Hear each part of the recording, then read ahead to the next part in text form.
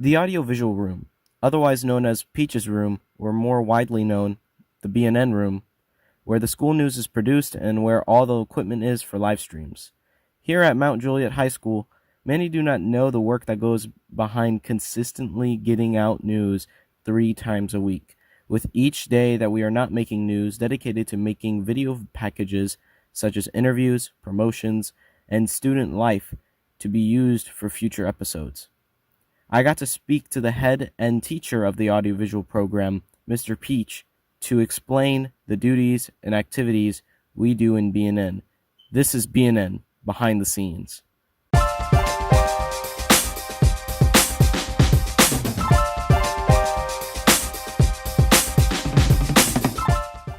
Every Monday and Wednesday, BNN creates your average school news, and on Friday, we make a sports-based news episode. To create these requires a lot of communication, speed, and understanding of everything going on in order to go smoothly. First, the jobs.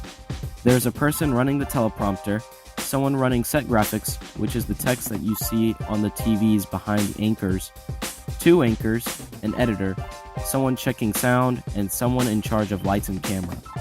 Once everyone is ready, we can get it quiet on the set and start recording the beginning and the end of the episode on one SD card. Then we switch SD cards, give the used one to the editor, and then put our Anchor 1 SD card in for Anchor 1's announcements. Anchor 1 finishes their announcements and we go to Anchor 2's SD card, record their part, and give it to the editor. During the recording, the editor will be also putting in packages for the day's news from a Google Drive folder of completed packages. Once the editor has fully completed news, they put in credits, export it, and then it can be uploaded to YouTube for teachers to show to their students. But this, however, isn't even the first step to making news. The packages aren't made by Mr. Peach. They are obviously made by the students, and making a package, depending on the size of it, can take a couple days to 2 weeks to create.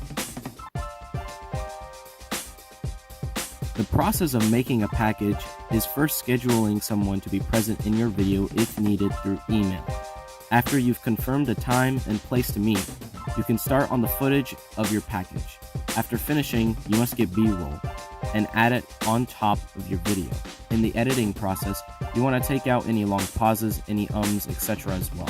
And if your video goes over the 90-second limit, it is up to you to know what to keep and what not to keep.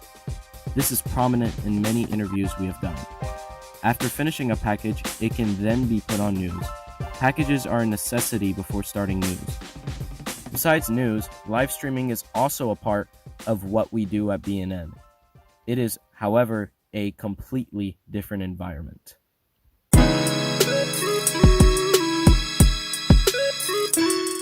BNN live streams a wide variety of things at Mount Juliet High School. Some of these being football, baseball, volleyball, basketball, softball, the Christmas concert, and the list goes on and on. A lot of the work that leads up to these events, however, are through hours and days of preparation. First, testing the cameras, screens, switcher, and other equipment is essential to know leading up to the live stream. For instance, during the Hallelujah chorus at the Holiday Extravaganza, and there's a part during the Hallelujah chorus where everybody's going to stand up. If you don't have cameras elevated somewhere, you're going to be showing the backs of heads for 45 seconds. So it's really about all the pre-production of getting everything set up, making sure that you're testing the equipment as early and as frequently as possible, because you want it to go wrong during the setup phase. You don't want to find out that something was always going to go wrong and you just assumed it was going to be fine. If the equipment is not tested a few days and hours before the event, many issues can spark up, such as a camera going out, batteries running out, connection being faulty, and more. The positions when live streaming can vary based on event.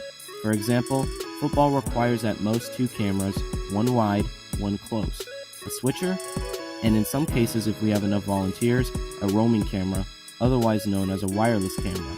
In most other sports and events, a switcher and a few cameramen are enough for the live stream. Besides technology, the switcher during live streams will make call-outs such as pan left, pan right, zoom in, out, etc. based on the situation. They can also tell the cameramen where they want one of the cameras to point to, for example the student section or coaches.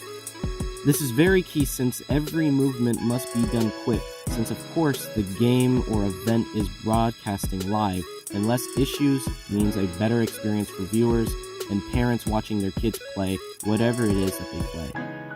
And that, my friends, is how Mount Juliet High School's Bear News Network creates the content students see throughout the year. I hope this may spark your interest in joining, or if it didn't, I hope you now know the work that goes behind the scenes.